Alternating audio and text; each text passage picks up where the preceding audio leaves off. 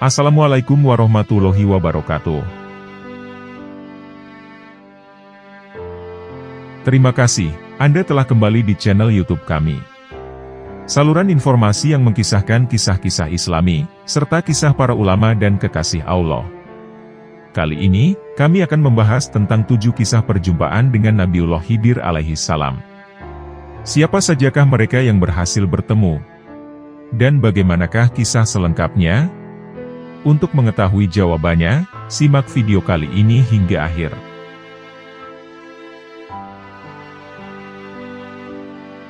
Meski bukan termasuk kelompok 25 nabi yang wajib diketahui, nama Nabi Khidir bukanlah nama asing yang terdengar di telinga kita. Ada yang menganggap sosoknya hanya fiksi, yang diadaptasi dari mitologi kuno. Namun, sebagian besar umat Islam umumnya tidak menentang keberadaannya. Nabi Khidir diyakini sebagai salah satu 4 nabi yang immortal selain Nabi Ilyas, Nabi Isa, dan Nabi Idris.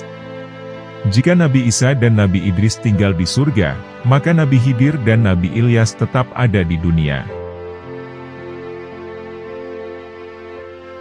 Cerita tentang kehadiran Nabi Khidir masih sering kita dengar di sekitar kita. Nabi Khidir sering dikisahkan sebagai sosok yang tak terduga, sehingga tidak dikenali orang lain. Beliau aktif menjalin kontak dengan orang-orang dengan tingkat spiritual tertentu, atau yang biasanya disebut wali. Seperti perjumpaannya dengan Kiai Hamid Pasuruan, Kiai Dalhar Watu Congol, atau dengan Gus Mik. Kita juga dapat menemukan kisah-kisah pertemuan antara Nabi Khidir dengan sejumlah orang dari berbagai negeri dan zaman. Nabi Khidir pernah menemui Ibnu Arabi, Syekh Abdul Qadir Al-Jailani, bahkan tokoh yang lebih jauh seperti Zulkarnain, atau Aristoteles.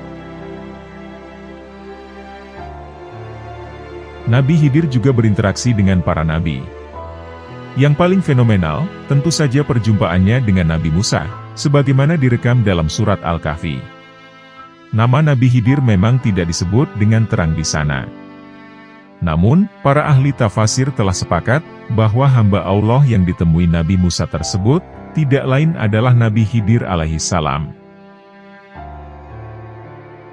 Perjumpaan itu konon bermula dari sebuah pernyataan dari Nabi Musa. Ketika sedang berkumpul dengan kaumnya, tiba-tiba ada seseorang yang berkata, "Tentunya, tidak ada orang yang lebih tahu soal Allah daripada Nabi Musa."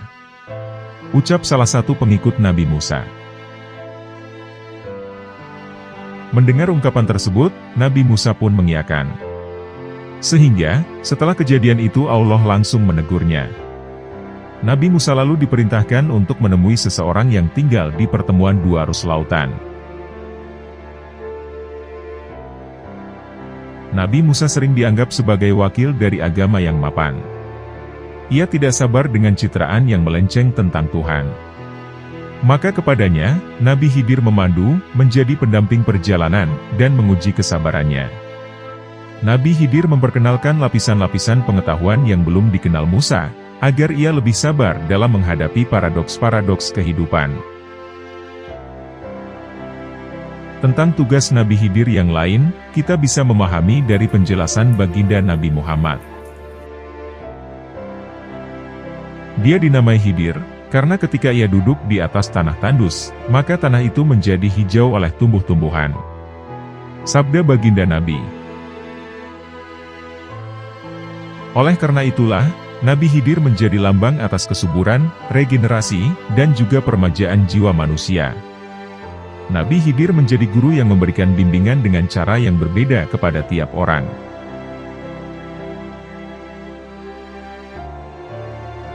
Nabiullah Khidir merupakan salah satu nabi yang diyakini masih hidup hingga saat ini. Namun, keberadaannya menjadi hal yang misterius. Hanya beberapa orang saja yang pernah bertemu dan mendapat pelajaran dari Nabi Khidir. Salah satunya seperti cerita populer, tentang perjumpaan Nabi Khidir dengan Nabi Musa. Sejarah tentang asal-usul Nabi Khidir terdapat banyak versinya. Ada yang menyebutkan Nabi Khidir putra Nabi Adam yang diciptakan dari tulang iganya. Ada juga yang mengatakan dia cucu Nabi Harun alaihi salam. Menurut jumhur ulama, Nabi Khidir masih hidup dan tidak akan meninggal hingga kiamat tiba. Namun, tak berarti Nabi Khidir menjadi kekal, lantaran dia tetap meninggal dunia. Sehingga, tak bersambung dalam masa kehidupan dunia dan akhirat. Dikutip dari buku Ma'riful Aulia, karya Muhammad Khalid Tabits, terdapat kisah tentang perjumpaan Nabi Khidir dengan beberapa orang selain dengan Nabi Musa. Berikut ini kisah deretan orang yang pernah berjumpa dengan Nabiullah Khidir alaihi salam.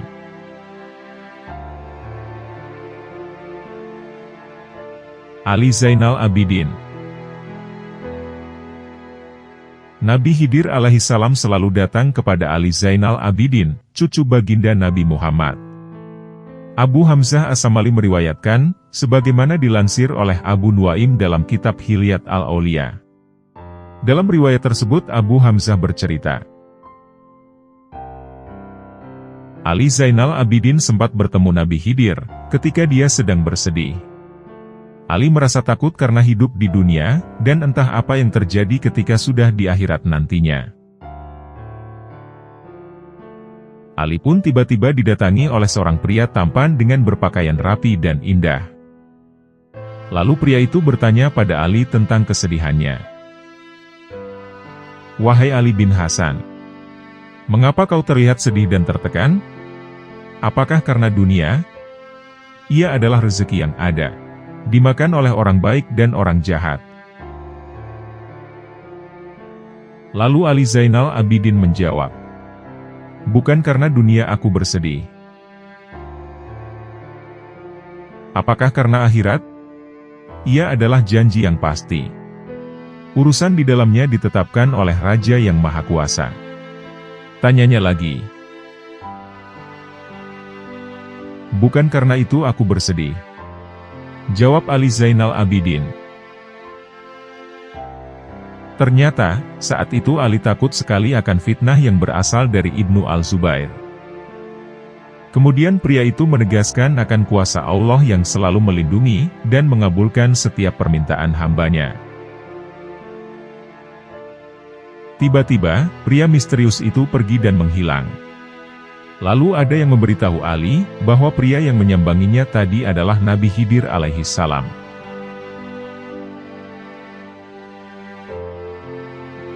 Syekh Abdul Qadir Al-Jailani. Kisah ini terjadi di kisaran tahun 488 Hijriah, yang pada saat itu berada dalam dinasti Abbasiyah. Ketika itu, umur Syekh Abdul Qadir Al-Jailani mencapai 18 tahun. Kisah ini menceritakan kejadian Syekh Abdul Qadir Al-Jailani dihadang oleh seorang nabi yang sangat misterius keberadaannya, yaitu Nabi Khidir alaihi salam. Penghadangan ini dilakukan ketika Syekh Abdul Qadir muda akan memasuki kota Baghdad. Dalam penghadangan tersebut, Nabi Khidir berkata kepada Syekh Abdul Qadir, aku tidak akan mengizinkan kamu memasuki kota Baghdad, sampai 7 tahun yang akan datang. Oleh sebab inilah, Syekh Abdul Qadir tinggal di pinggiran sungai Tigris, hingga 7 tahun lamanya. Beliau hanya makan dedaunan dari jenis daun yang boleh dimakan. Sampai-sampai, menurut riwayat, leher beliau sempat berubah warnanya menjadi hijau. Beliau menjalani hal tersebut, hingga terjadi peristiwa pada suatu malam. Beliau mendengar suara tanpa rupa yang tertuju kepadanya. Suara itu mengatakan,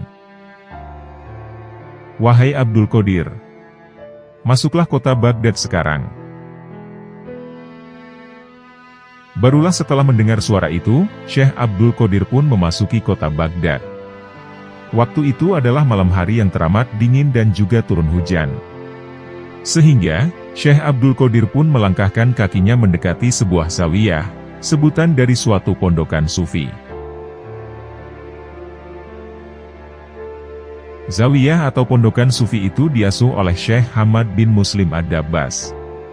Namun ternyata, beliau malah menyerukan kepada murid-muridnya, kuncilah pintu zawiyah. Tapi aturlah cahaya lampu tetap mengarah ke arah luar zawiyah. Sementara itu, Syekh Abdul Qadir muda hanya duduk di samping pintu zawiyah tersebut.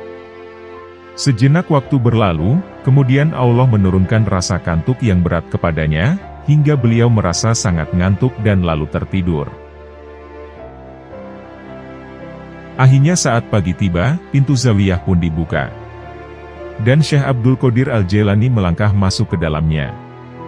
Kemudian Syekh Hamad Ad-Dabbas melangkah maju menyambut beliau, dan memeluk beliau dengan pelukan yang lembut dan hangat. Air mata menetes di pipi Syekh Hamad Ad-Dabbas sembari berkata, "Anakku Abdul Qadir, hari ini adalah tanggung jawab kami di sini. Akan tetapi, di masa yang akan datang adalah giliranmu untuk bertanggung jawab di zawiyah ini.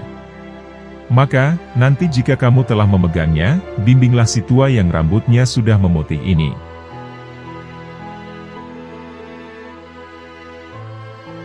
Muhriz bin Khalaf.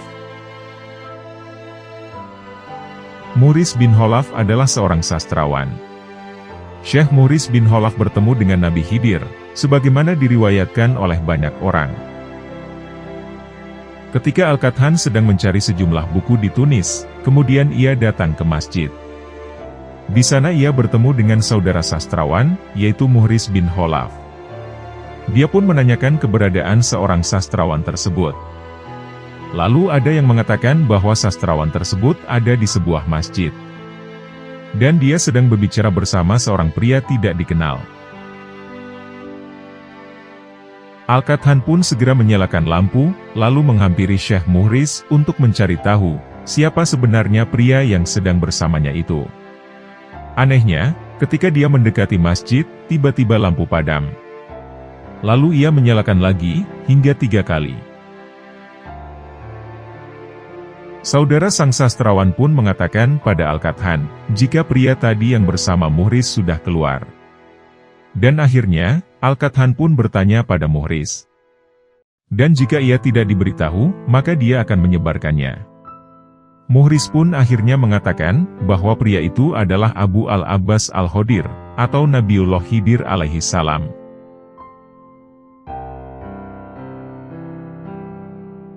Syekh Ibrahim Al-Hawash.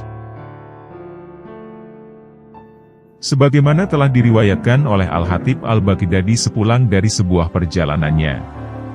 Syekh Ibrahim Al-Hawash pernah ditanya, "Apa yang engkau alami selama perjalanan?" Kemudian Syekh Ibrahim Al-Hawash menjawab, bahwasannya dia sempat terjatuh karena kehausan. Lalu tiba-tiba datang seorang pria tampan berpakaian bagus. Pria itu sedang menunggangi kuda dan memberikannya air minum. Hingga pada akhirnya, Syekh Ibrahim Al-Hawash tidak merasa kehausan lagi. Setelahnya, pria itu menawari naik ke atas kudanya.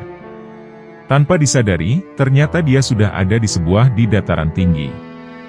Pria misterius lalu itu bertanya, "Apa yang kau lihat?" "Itu sepertinya kota Madinah," jawab Syekh Ibrahim Al-Hawash. Pria itu kemudian meminta Syekh Ibrahim Al-Hawash untuk turun. "Turunlah, dan sampaikan salam dariku untuk Rasulullah. Tolong ucapkan kepada beliau, saudaramu hadir menyampaikan salam kepadamu."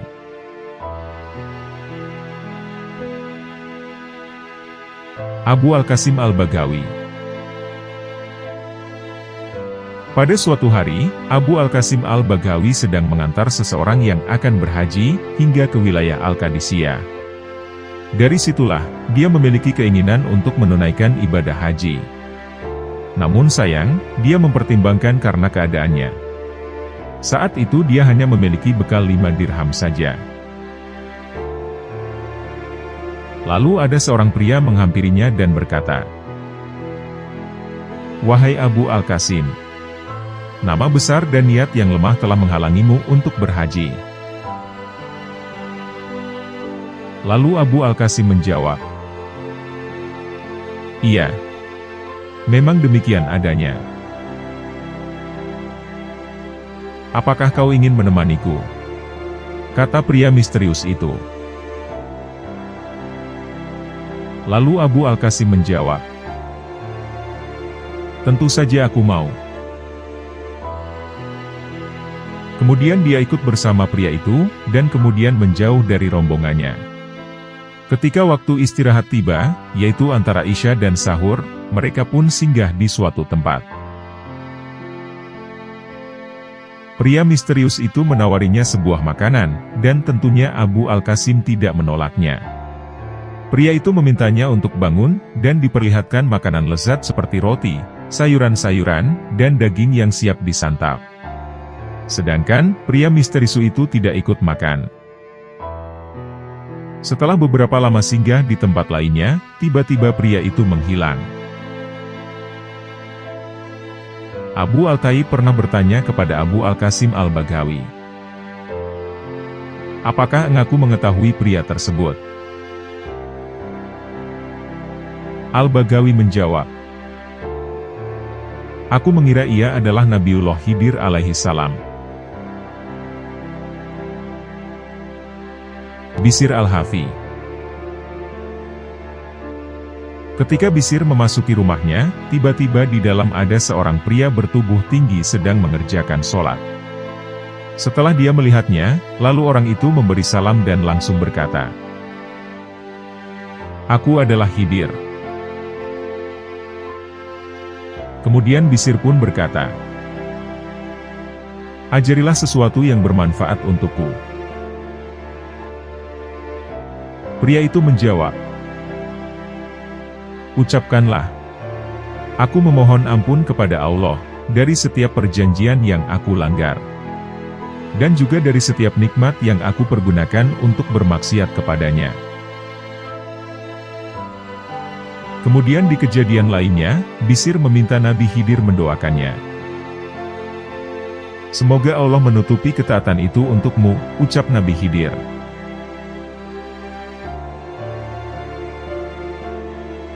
Syekh Zakaria Al-Ansori. Syekh Zakaria Al-Ansori pernah bercerita, "Pada suatu saat, saudaraku Syekh Ali An-Nabtaini berkumpul dengan Nabi Khidir." Syekh Ali An-Nabtaini pernah bertanya kepada Nabi Khidir mengenai ulama-ulama Mesir yang hidup pada masa itu. Dan Khidir menjelaskan tentang ihwal setiap ulama. "Bagaimana dengan Syekh Zakaria?" tanya Syekh Ali. "Tidak ada masalah. Dia orang yang baik. Hanya saja ia berjiwa kecil." Setelah mengetahui kabar perbincangan Nabi Khidir dan Syekh Ali, kemudian Syekh Zakaria berkata, "Ketika Syekh Ali An-Nabtaini mengirim utusan dan menyampaikan kabar itu kepadaku, hatiku seakan sempit. Aku tidak mengetahui apa yang dimaksud oleh Nabi Khidir dengan jiwa kecil. Aku kemudian mengirim utusan untuk meminta penjelasan soal ungkapan itu. Setelah ditanyakan penjelasan kepada saudaranya itu, kemudian Nabi Khidir menjawab, jika mengutus seseorang untuk utusan sesuatu, ia selalu mengatakan, Syekh Zakaria berkata kepadamu. Artinya, ia menyebut dirinya sendiri sebagai Syekh. Semenjak kejadian itulah, Syekh Zakaria tidak pernah lagi melampirkan sebutan Syekh di dalam suratnya.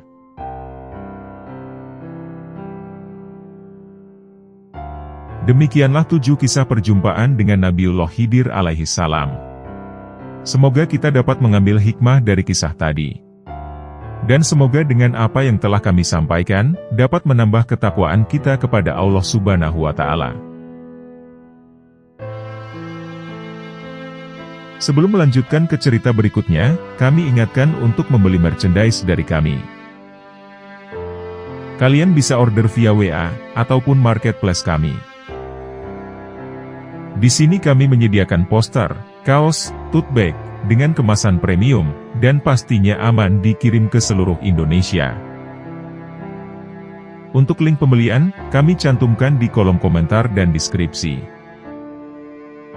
Terima kasih telah menonton.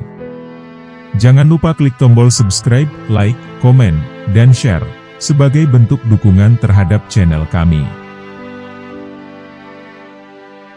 Wassalamualaikum warahmatullahi wabarakatuh.